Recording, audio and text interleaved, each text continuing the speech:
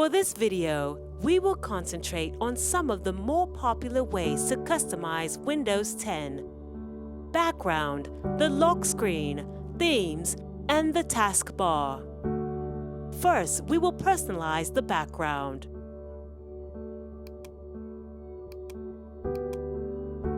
To do this, click Background.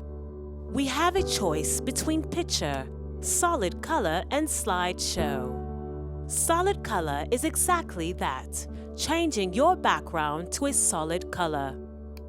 You have many to choose from, or you can select a custom color.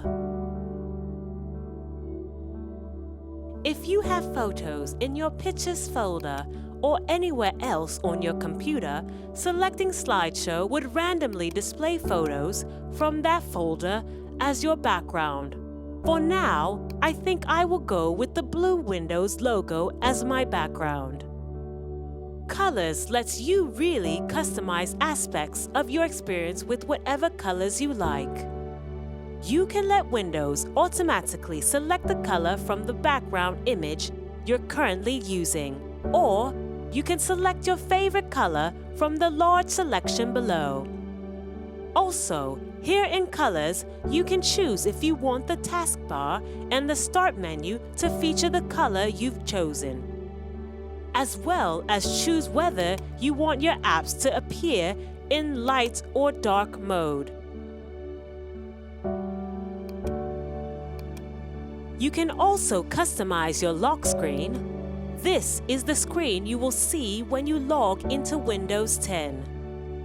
You can select from Windows Photos or use one of your own. You can also choose Slideshow, and it will randomly display photos from a folder you choose every time you visit the lock screen.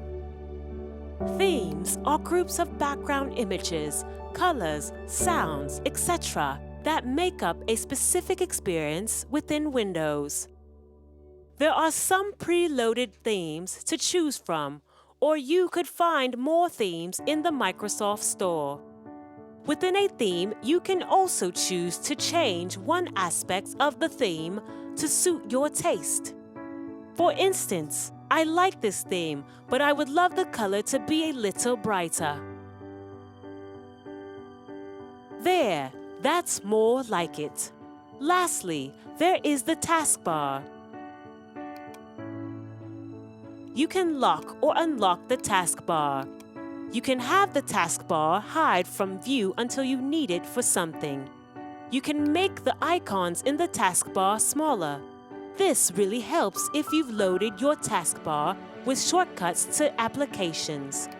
If you want, you can move the taskbar itself to the right, to the left, or even to the top of the screen. When you're using your own computer, being able to customize your settings can make using Windows 10 easier and fun. Working with folders. Whatever the reason you need a folder, creating them is easy. Let's start by opening File Explorer.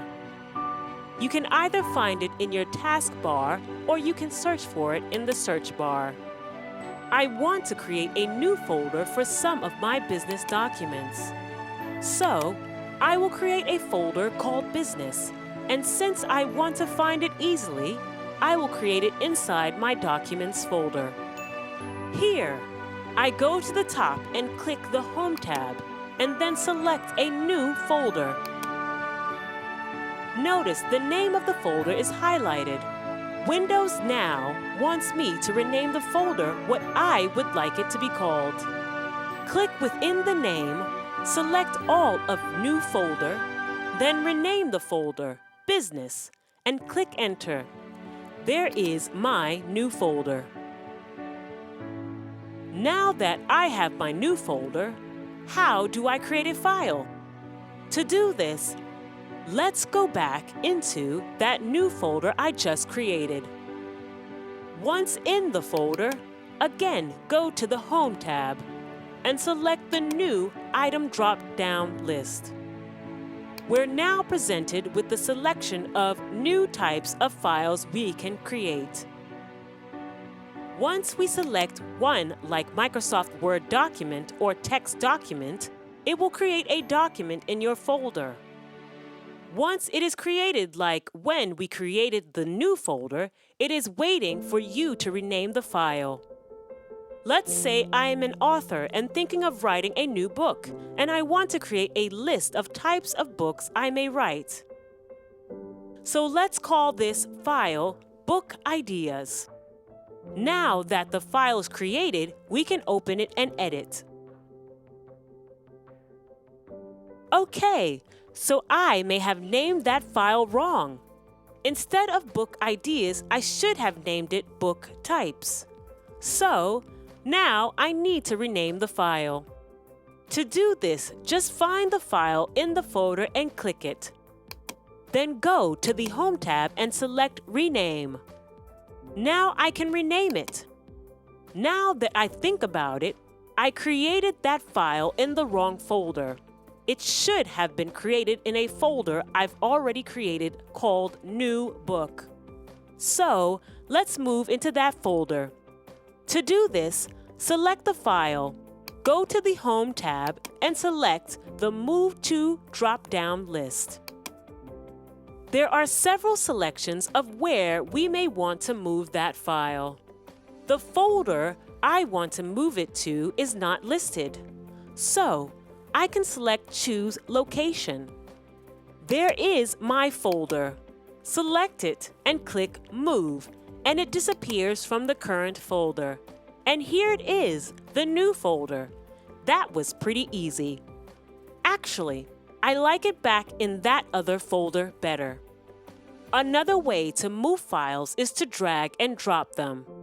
To move this file back into the other folder, click and hold on the file, then drag it to the new folder. Then, let the mouse button go to drop the file into the new folder. Now that I think about it, I'm not an author, so I shouldn't be writing a book after all. No one would buy it. So let's delete that file. If you do not need the file anymore and would like to delete it or throw it away, simply select the file, go to the Home tab and select Delete. There, the file is gone, but don't worry. Now you know how to create files and folders.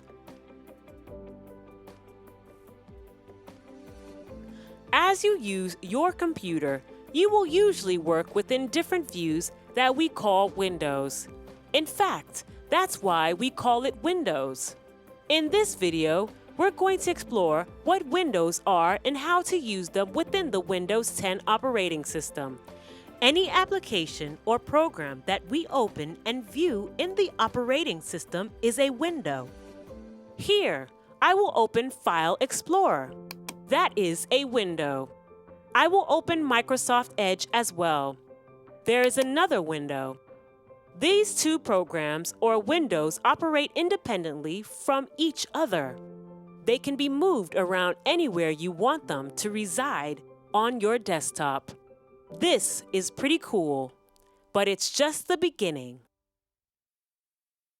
Sometimes, whether you're in Word or Microsoft Edge or any other application, you may need the application to take up the entire screen. This is very easy to accomplish. Inside your window, click on the Maximize button in the top right. Now the window takes up the entire screen.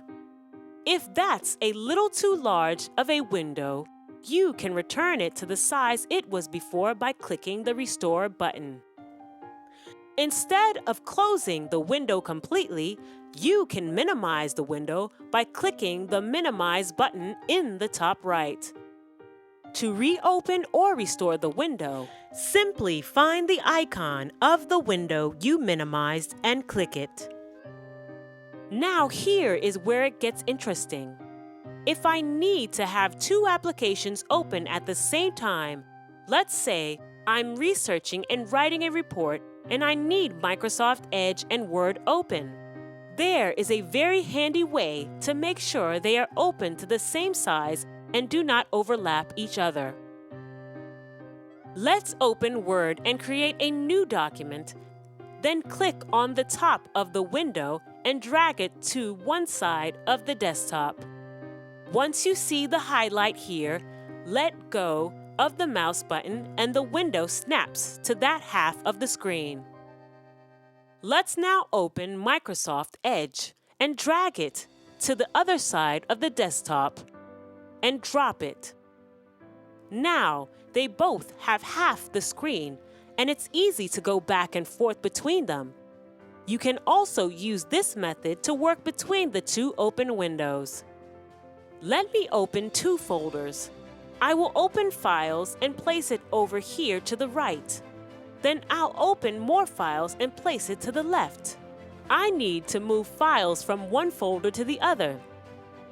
Having both windows open makes this very easy. Just drag and drop the files into the other folder. It's that easy. Knowing how to work with Windows will make it easier for you to get things done on your computer.